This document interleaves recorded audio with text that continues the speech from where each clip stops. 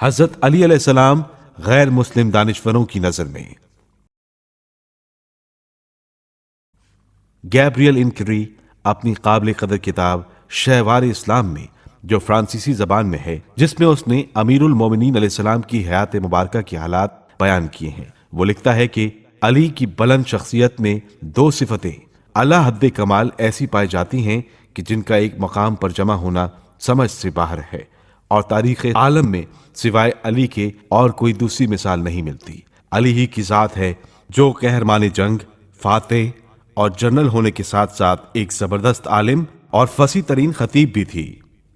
کیا رولینڈ اور بیارڈ کے متعلق یہ تصور کیا جا سکتا ہے کہ وہ تورات و انجیل کی تشریح و تفسیر کر سکتے ہیں اور بالائے منبر فصیح و بلیغ تقریر کر کے قانون مدنی اور قانون تعزیرات کی پیچیدگیوں کو حل کر سکتے ہیں؟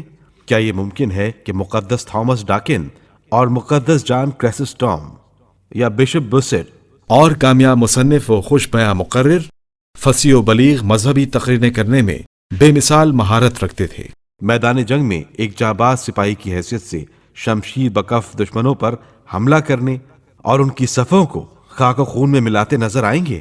یہ تو صرف علی ہی کی ایک مثال ہے جن کو تاریخ ہمارے سامنے پیش کرتی ہے۔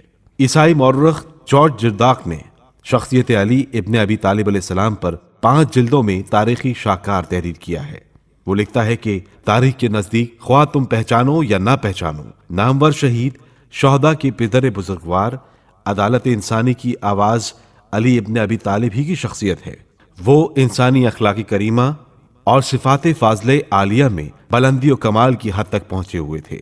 اے دنیا کیا ہو جاتا اگر اس تمام طاقت و توانائی کو جو تو رکھتی ہے کام میں لاتی، اور ہر زمانے میں ایک دوسرا علی جس میں انہی کی عقل و دانش، انہی کا دل اور انہی کی زبان اور انہی کی ذوالفقار ہوتی، عالم کو بخش دیا کرتی۔ مشہور مورخ مسٹر اوکلے نے عربوں کی تاریخ پر ایک کتاب لکھی ہے جس کا نام اوکلیز ہسٹری آف سیرسنز رکھا ہے۔ اس میں وہ لکھتے ہیں کہ تمام مسلمانوں میں بالاتفاق علی کی عقل و دانائی کی شہرت ہے جس کو سب تسلیم کرتے ہیں۔ آپ علیہ السلام کے چند کلمات ابھی تک محفوظ ہیں جن کا عربی سے ترکی اور فارسی میں ترجمہ ہو گیا ہے۔ ماسوا اس کے آپ کے اشعار کا دیوان بھی جس کا نام انوار العقول ہے، بورڈ لین لائبریری میں محفوظ ہے۔ اس کے علاوہ وہاں آپ کے اقوال کی ایک بڑی کتاب بھی موجود ہے۔ مسٹر واشنگٹن ایئر ونگ اپنی کتاب سکسیسرز آف پروفٹ محمد صلی اللہ علیہ وآلہ وسلم کے جانشین کے صفحے 18 پر رقم تراز ہیں کہ آپ یعنی علی علیہ السلام کا بہت عزت و احترام کے ساتھ ذکر کیا جاتا ہے کہ آپ ہی پہلے وہ خلیفہ ہیں جنہوں نے علوم و فنون کی حمایت اور حفاظت فرمائی ہے۔ آپ کو خود بھی شعر گوئی کا پورا ذوق تھا اور آپ کے بہت سے حکیمانہ مقولے ضرب الامثال کی حیثیت سے اس وقت تک لوگوں کی زباں زد ہیں اور مختلف زبانوں میں ان کا ترجمہ ہو چکا ہے۔